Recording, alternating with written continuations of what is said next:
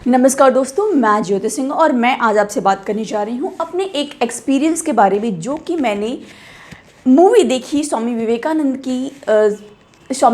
की आत्मकथा स्वामी विवेकानंद के शब्दों में। दोस्तों, यह मूवी मुझे बहुत अच्छी लगी और मुझे इस मूवी से क्या शिक्षाएं मिली वो मैं आपसे शेयर करने जा रही हूँ। क्या मुझे समझ में आया वो मैं आपसे शेयर करने जा रही हूँ। इस मूवी को रामकृष्ण मिशन ने बनाया हुआ है। बहुत ही खूबसूरत और अच्छी मूवी है जो स्वामी विवेकानंद के लाइफ के बारे में उन्होंने कैसे अपने जीवन को जिया और किन किन वो पेन से गुजरे वो रिप्रेजेंट की गई है उस मूवी में। 2 घंटे 7 मिनट की ये मूवी है। दोस्तों, मुझे इस मूवी को देखने से एक बात समझ में आई। एक तो बहुत अच्छी घटना समझ में आई कि उन्हें माँ काली का दर्शन करने के लिए जाना था और उसके बीच में समुद्र पड़ रहा था। वो समुद्र में कूद गए और उस समुद्र को, महासागर को उन्होंने तैर करके पार किया। बगल में एक सज्जन थे, वो चिल्लाते रहे, अरे स्वामी स्वामी क्या कर रहे हो, क्यों ऐसा कर रहे हो, आप जीवित नहीं बचोगे। उन्होंने कुछ भी नहीं सुना। उनको उस चोटी पर जाना था, माँ का वहाँ पे दर्शन करना था, एक मंदिर था और उसके लिए वो उसमें कूद पड़े। दूसरी चीज़ जो मुझे इस मूवी से सीखने को मिली दोस्तों, और वो ये है कि स्वामी विवेकानंद अमेरिका क्यों गए। धर्म सम्मेलन में भाग लेने के गए, आपके लिए गए, आप बोलेंगे यह बात सत्य है, लेकिन उसके साथ साथ एक और कड़वी सच्चाई है और वो सच्चाई यह है कि वह एक ऐसा समय था जब हमारे देश के देशवासी भूखे थे। बहुत सारे लोग भूखों मर रहे थे और बहुत सारे बच्चे, बड़े बुजुर्ग भूखे रहते थे। हमारे देश में अन्न की कमी थी। हमारे देश को पूर्ण रूप से आप बोलेंगे कि सोने की चिड़िया के सारे सोने को लूट लिया गया था समवेयर, और हमारे देश में अराजकता फैली हुई थी अंग्रेज़ों की, और किसी भी प्रकार से वो हमारे देश को शासित कर रहे थे। स्वामी जी को बहुत दर्द होता था इस पीड़ा को देखने में, और यह पीड़ा स्वामी जी दूर से ही नहीं देख रहे थे। स्वामी विवेकानंद इस पीड़ा का एहसास घर से भी कर रहे थे, क्योंकि उनके पिताजी की मृत्यु जल्दी हो गई थी। और स्वामी विवेकानंद जैसे ही अपने यूथ में पहुंचे, वहाँ पर जो है जैसे ही उनका ग्रेजुएशन पूरा हुआ, उनकी फैमिली को भी यह आशा थी, उम्मीद थी कि वह कोई नौकरी करे जिससे कि घर का थोड़ा जो है भार कम हो, क्योंकि उनकी माताजी अकेली थी और उनके चाचा जी ने भी कुछ ऐसी साजिश की थी जिससे कि उनको उनके खुद के पुश्तैनी मकान से बाहर कर दिया गया था और वो उनके पिताजी की संपत्ति को, स्वामी विवेकानंद जी के पिताजी के संपत्ति को जो है वो लूटना चाहते थे, या आप बोल सकते हैं कि उसके साथ वो गलत साजिश कर रहे थे। तो मामला वो अदालत में भी चल रहा था। स्वामी विवेकानंद जी को भूख का एहसास घर से और बाहर दोनों हो रहा था।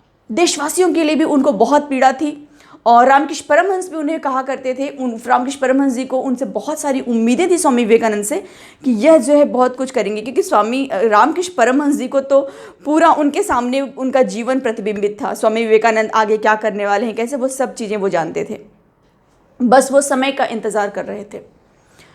और दोस्तों, स्वामी विवेकानंद ने हमारे देश में ऑलमोस्ट 10 से 12 सालों तक उन्होंने बहुत कोशिश की धर्म का प्रचार करने की, प्रसार करने की, और वो पैसे भी इकट्ठा कर सके, अर्जित कर सके, जिससे कि वो देश को और जो हमारे देशवासी भूखे, गरीब, नंगे अपने जीवन को का निर्वाहन कर रहे थे उनकी मदद कर सकें। लेकिन यह करने में वो असफल रहे। उन्हें हमारे देश से लोगों की तरफ से वह सफलता और वह अप्रोच देश के लिए मदद करने का बाहर नहीं आया, क्योंकि उसको लेकर के अंग्रेजों का डर था और भी कुछ चीज़ें थी जिसकी वजह से लोग सामने नहीं आ रहे थे। फिर स्वामी जी ने जो है अमेरिका के धर्म सम्मेलन की बात आई और वहाँ पर जाने का उन्होंने निर्णय लिया और वहाँ पर गए। और वहाँ पर जाने के बाद में अगर आप देखेंगे तो स्वामी विवेकानंद जी जो हैं वो उन्होंने बहुत सारा वहाँ पे उन्होंने धन भी अर्जित किया और उस धन को उन्होंने अपने देशवासियों के लिए भेजा, अपने देशवासियों के लिए उसको यूज़ किया। तो एक बात समझ में आई कि स्वामी जी अमेरिका इसलिए गए थे ताकि वहाँ से धन को भी अर्जित कर सकें और हमारे देशवासियों की सेवा कर सकें। और उस मूवी में ये भी दिया गया है कि स्वामी जी वहाँ पे बोलते हैं कि मैं इस देश को, मेरा जो आध्यात्म था वो मैंने पूर्ण रूप से दिया, लेकिन इस देश ने मुझे कुछ कौड़ियाँ ज़रूर दी हैं, लेकिन मैं इस देश की एक रोटी भी कभी नहीं खाता अगर मैं इसको उसके एवरेज में अपने ज्ञान को देने में असमर्थ रहा होता। तो मतलब ये कि स्वामी जी ने बहुत सेवा की अमेरिका की, फिर आगे चल के वो इंग्लैंड भी गए और अदर कंट्रीज़ में भी गए और हर जगह पे लोगों ने उनको सराहा।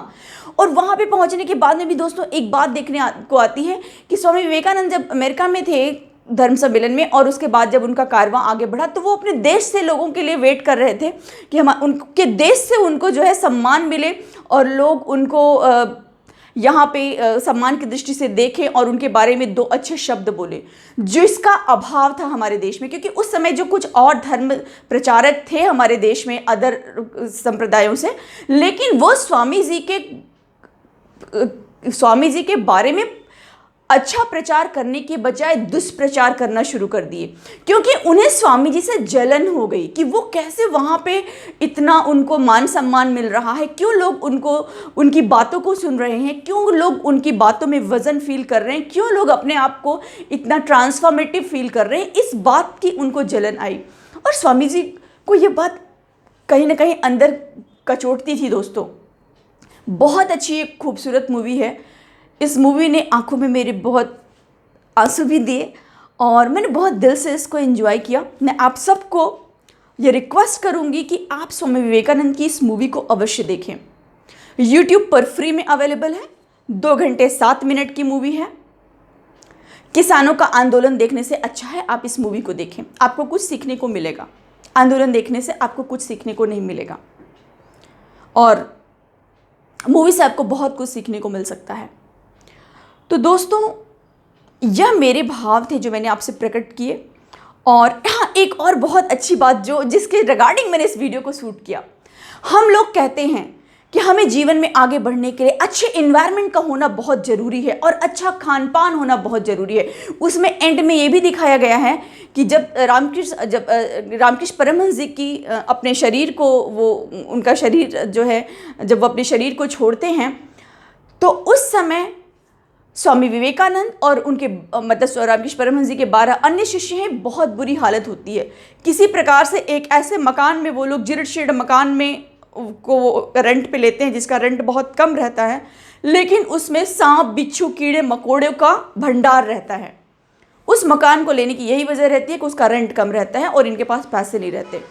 भिक्षा के अन्न से इनको अपना गुजारा बसर करना है और बहुत दिनों ऐसा होता था कि बहुत थोड़ा सा ही उनको अन्न भी मिला हुआ है भिक्षा में और उतने में ही 12-13 लोगों को खाना खाना है। और कैसे भी वो लोग उसना के पत्ते और वो चावल जो है लेकर के खाते थे और बहुत बार तो नमक का भी अभाव रहता था, नमक भी उनको खाने को नहीं मिलता था।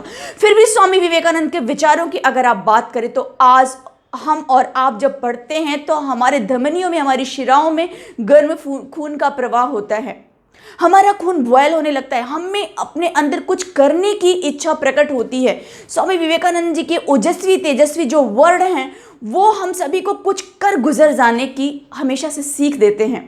दोस्तों, क्या खा करके उन्होंने अपने आप को बनाया, ये सोचिए। यूथ के समय में बोलते हैं खाने का बहुत ध्यान देना चाहिए, दिस दैट, लेकिन उनके पिताजी की मृत्यु जल्दी हुई, उस समय भी खाने का अभाव, बहुत सारे प्रॉब्लम्स को स्वामी विवेकानंद जी ने फेस किया। और यहाँ पर आप देख रहे हैं कि उनके शिष्य और वो लोग को बस चावल और वो भी बिना नमक के बहुत बार खाने को उनको जो है उनका ऐसा समय रहा। इन्वायरमेंट, हमारा देश गुलाम था, हमारा देश गुलाम था। इन्वायरमेंट की अगर हम बात करें, इन्वायरमेंट हमें आगे बढ़ने के लिए बहुत सपोर्ट करता है। तो आप देखिए कि हमारा देश गुलाम था, लेकिन उस देश को आज़ाद करने के लिए स्वामी विवेकानंद जी ने ध्यान, साधना, तपश्चर्या में कितनी बढ़ोतरी की और किस प्रकार से उन्होंने रामकृष्ण मिशन को भी आगे लेकर के गए और अपनी साधना को। और जब उन्होंने अपना शरीर छोड़ा तो उन्होंने एक बात बोली कि जब बड़े वृक्ष की छाया रहेगी तो छोटे वृक्ष उसके नीचे नहीं पनप पाएंगे। अब मेरा समय हो गया है शरीर छोड़ने का, क्योंकि मैं चाहता हूं कि जो यहाँ के रामकृष्ण मिशन के छोटे वृक्ष हैं वो भी पनपे और अपने रेस्पॉन्सिबिलिटी और अपने उत्तरदायित्वों को लेकर के आगे बढ़ें। इसलिए उन्होंने अपने शरीर को छोड़ा। वहाँ पर भी उन्होंने परहित के भावना का जो है वो ध्यान रखा। अंडर 40 ईयर में ही उन्होंने अपना शरीर ऑलमोस्ट छोड़ दिया। स्वामी विवेकानंद जी ने समाधि को प्राप्त हुए। दोस्तों, मुझे ये बात मेरे दिल को झकझोर दी कि अगर आपको आगे बढ़ना है तो आपका एनवायरनमेंट भी मायने आपको नहीं रखता है। और अगर आपके अंदर आगे बढ़ने की दिली इच्छा है, आपकी पूरी तमन्ना है, तो कोई आपको उससे रोक नहीं सकता है। इस बात की मिसाल स्वामी विवेकानंद जी और उनका लिटरेचर और उनका कार्य और रामकृष्ण मिशन है। धन्यवाद। मुझे पूरी आशा और उम्मीद है आपको यह वीडियो अच्छा लगा होगा, इसलिए आप मेरे चैनल को सब्सक्राइब करें और दूसरों के साथ इस वीडियो को शेयर करें। धन्यवाद।